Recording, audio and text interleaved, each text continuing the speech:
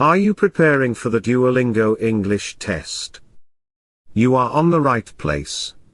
Welcome to our channel Language Guru01. You can absolutely pass the test easily using free tools available online. Let's start with vocabulary and grammar. One of the best free resources is Duolingo itself. Spend 10 to 15 minutes daily on the app to strengthen your basics.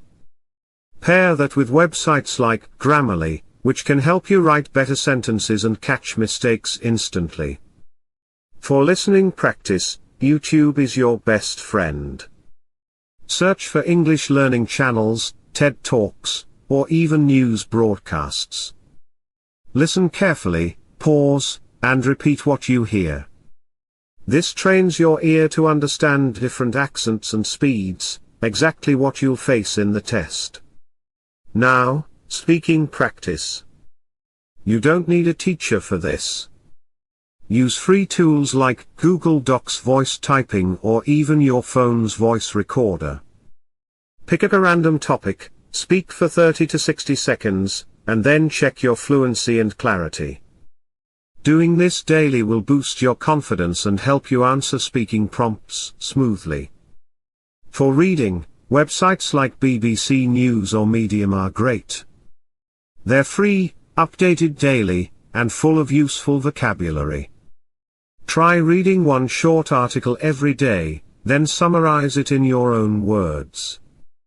This builds both reading and writing skills at the same time. Another free tool is practice tests available online. Many websites offer sample DELE questions for free. Take them under timed conditions. This will get you used to the adaptive format of the exam and reduce test day stress. And here's a final tip: use social media wisely. Join English learning groups on Facebook or Reddit. You'll find thousands of learners sharing resources, questions, and even practice partners.